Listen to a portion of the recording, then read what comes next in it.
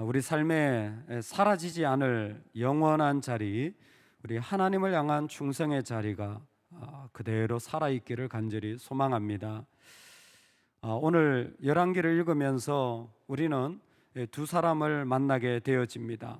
하나는 바하사의 아들 엘라라는 이제 왕이 된 사람과, 그리고 그 엘라를 죽여서 바하사 왕조를 끝내고 시므리 왕조를 시작한 바로 시므리라는 사람입니다. 근데 읽어보면 내용은 대단히 단순합니다. 엘라가 왕이 되었는데 시므리가 엘라를 죽였어요. 시므리가 병거를 통솔하는 자였는데 죽였어요. 그런데 그 시므리를 또 이름도 비슷하죠.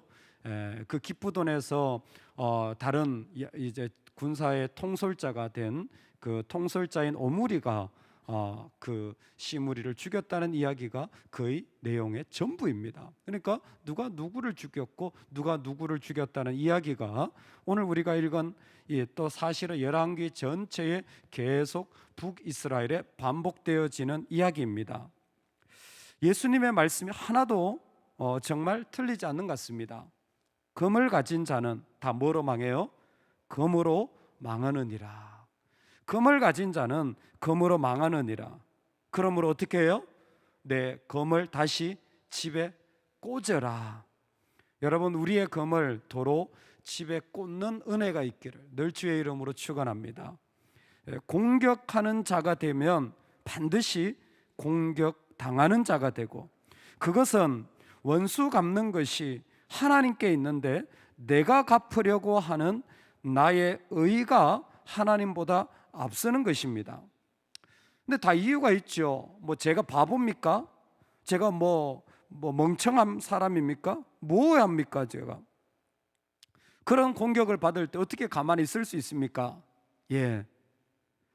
주님이 이렇게 말씀하셨습니다. 가만히 있지 말고 뭐 해라? 줄이거든 먹이고 목마르거든 마시게 하라. 밥 차려주라는 거예요. 잘해주라는 겁니다. 그 사람 필요한 거 도와주라는 거예요. 왜 주님이 이렇게 얘기하셨을까요? 아니, 분명히 그 사람이 나한테 공격해서 내가 죽을 지경이 되었는데 왜 내가 잘해줘야 됩니까? 왜요? 우리는 악을 상대해야 되는 사람들이기 때문에. 이런 믿는 자들은요, 악을 상대하는 것입니다. 그런데 세상은 악을 상대할 때 악을 씁니다. 믿는 자들은 악을 상대할 때 선을 사용하는 것입니다. 내가 악을 상대한다면, 여러분, 우리는 사람을 상대하면 안 됩니다. 그곳에 악을 상대하는 거예요. 그 악을 상대할 때 믿는 자들은 선으로 악을 상대하는 겁니다. 그게 악에게 치지 않는 방법이에요. 사실 얼마나 많은 일들이 우리 삶에 이런 공격의 일들이 일어나는지 모릅니다. 얼마 전이었는데 한 몇 주 됐습니다. 여름에 한참 더울 때에 제가 보통 토요일 날 밤늦게까지 이렇게 말씀 준비를 하면 11시나 12시에 집에 갑니다. 그러면 좀 사무실에서 편안하게 반바지 입고 있다가 그냥 그대로 가요. 근데 양복이 또 사무실에 있기 때문에 그대로 또 교회 옵니다. 보통 아침에 한 5시나 이쯤 5시 반쯤 되면 사무실에 도착하죠. 주일날 새벽 5시 반에 거리에 사람이 하나도 없어요. 거의 만날 수가 없습니다. 그런데 교회를 이렇게 딱 돌아서는데 저쪽 CU 쪽에서 저를 아시는 주민이 제가 지나가는데 뒤통수에다 대고 하는 것 같아요.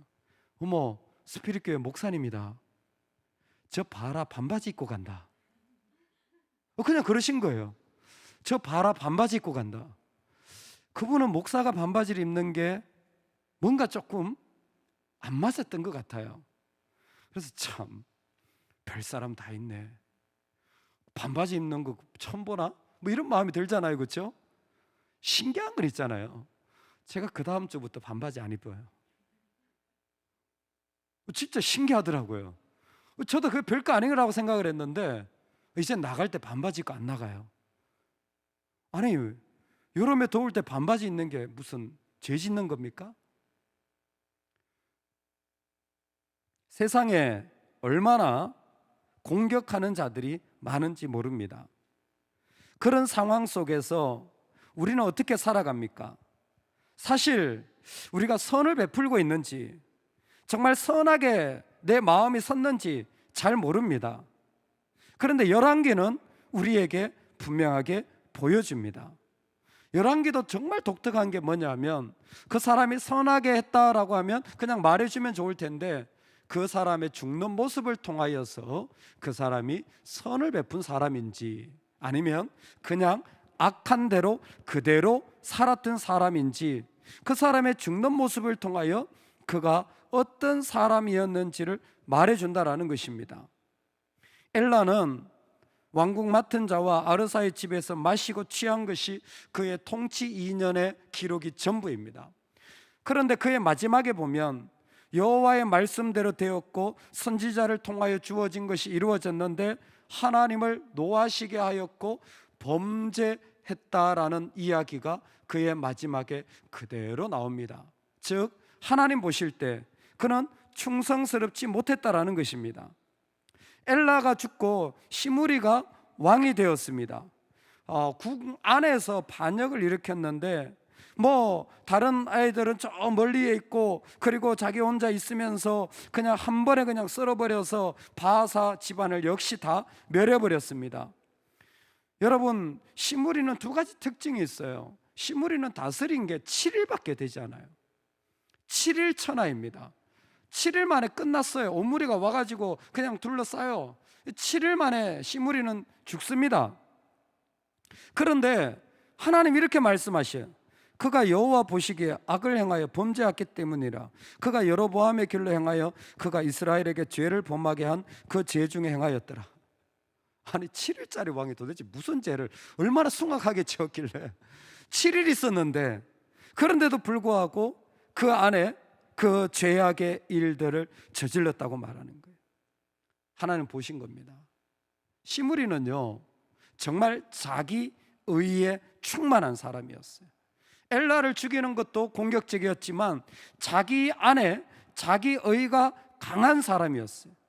여러분, 자기 의가 강한 사람은요 자기 뜻대로 되지 않으면 견디지를 못합니다. 자기의 뜻과 다른 것이 있으면 그것을 품지를 못해요. 그냥 그것이 분노가 되어지고 그것이 말할 수 없는 어려움이 되어져요. 자기 분에 자기가 죽어요. 그래서 시므리는 어떻게 죽냐면 누가 죽이지 않아요. 왕궁이 불타는데 자기 불길 속으로 자기 혼자 걸어 들어가서 불타서 죽어요. 자살한 거죠. 그냥 불길 속으로 그냥 들어가요. 그 표현은 뭐냐면 시므리는 자기 의가 분에 지나칠 만큼 그게 너무 강한 거예요. 그러니까 어떻게 견딜 수가 없는 겁니다. 그런 사랑과 그런 일들 속에 하나님은 이 일들을 통하여 공격하는 자들이 어떻게 그 마지막이 되어진지를 보여주며 이 세상에서 우리가 정말 마지막까지 하나님의 사람으로 살 것을 부탁하고 계신 것 같습니다. 여러분, 검을 뽑을 만한 생각이 나시거든 절대 뽑지 마시고 반드시 집어넣으시는 은혜가 있기를 주의 이름으로 축원합니다. 왜냐하면 오늘 말씀을 통해서 우리는 첫 번째 하나 알 수 있는 게 뭐냐면 내가 악한 마음을 품으면 악한 사람 만나게 되어 있습니다. 악인 엘라는 악인 시므리를 부르요. 악한 마음을 품으면 악한 마음을 가진 자들을 여러분 내가 부르게 되어지는 거예요. 그러니까 내 가정에서 내가 악한 마음을 품으면 뭐예요? 내 가정에 악한 것을 자꾸 내가 부르고 있는 것과 마찬가지입니다. 엘라는 시므리라는 악인을 결국 부르게 되어졌어요. 사실 그들의 행동들은 다 하나님의 계획 안에 있었는지 모릅니다. 쿠데타라는 것이 결국 누군가를 죽여야 되는 일들 아닙니까? 하지만 하나님은 그 쿠데타까지도 하나님의 계획 아래 이루어가고 계시는 것입니다. 그러면 이 악인들이 악인을 부르는 일들조차 하나님의 계획하신 것입니까? 그래서 그들이 죽는 것이 마땅합니까? 예, 악인들은 심판받아 죽는 게 마땅합니다. 그래도 그들이 심판받아 죽어 마땅해도 내가 그래서 심판에 딸지라도 나에게 절대 사라지지 말아야 될 자리가 뭐냐면 하나님을 향한 충성의 자리가 없어지는 건 아니에요. 왜? 나도 하나님 앞에 심판받을 때 얼마나 하나님을 향하여 충성했느냐, 즉 얼마나 선을 베푸느냐로 내가 심판을 받기 때문입니다. 그러니까 그 사람의 악은 그냥 두세요. 진짜 중요한 것은 내가 어떻게 하나님 앞에 충성하고 살았는가, 내가 어떻게 선을 베풀고 살았는가, 그게 내 안에 사라지지 않아야 될 자리들입니다. 할렐루야. 얼마나 세상이, 이 땅이 믿는 자를 그냥 두지 않고 공격하는지 몰라요. 여러분, 그럴 때 우리는 악인이 되지 맙시다. 우리는 악한 마음을 조금도 품지 맙시다. 그것은 우리 가정에도, 우리 교회에도, 나에게도 결코 하나님의 아름다움을 이룰 수 없는 일이기 때문입니다. 오히려 그런 일들을 만날 때 내가 해야 될 충성의 자리, 내가 해야 될 선을 베풀어야 될 자리가 어디인지를 살펴보는 축복이 있으면 좋겠습니다. 10월 마지막 주가 종교개혁 주일입니다. 스코틀랜드는 종교개혁이 출발한 그런 나라이기도 합니다. 그 종교개혁의 열매가 그곳에 얼마나 많이 일어났고, 바로 그곳에서 장로교가 시작되었고, 그 장로교의 전통이 오늘 우리 교회까지 그대로 말씀 중심으로, 예수 중심으로 이루어져 온 것입니다. 그런데 그 종교개혁지를 탐방한 분들의 이야기를 들어보면 그곳에 개 동상이 있다라는 거예요. 개, 봅이라는 개인데 왜 이 개의 동상이 종교개혁지에 있느냐 봤더니 그 주인이 누군지는 몰라요.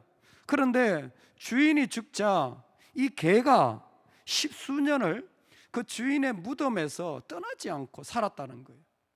동네 사람들이 그 개를 보면서, 야, 어떻게 주인을 떠나지 않고 이렇게 끝까지 있냐, 비가 오나 눈이 오나. 그래서 먹을 것을 갖다 준 거예요. 그러니까 개를 동네 사람들이 다 먹인 거죠. 개가 그곳에서 나이가 들어 죽은 거예요.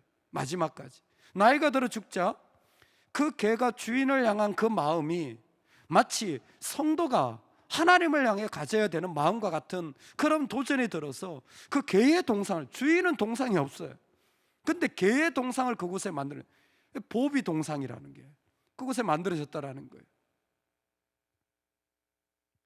사람이 마땅히 우리를 그리스도의 일꾼이요 하나님의 비밀을 맡은 자로 여길지어다. 그리고 맡은 자들에게 구할 것은 충성이니라. 여러분, 오늘 우리는 악한 엘라 같은 사람, 악한 시므리 같은 사람, 이런 사람들이 일어날 수도 있습니다. 우리 마음에도 이런 공격적인 마음이 일어날지도 모릅니다.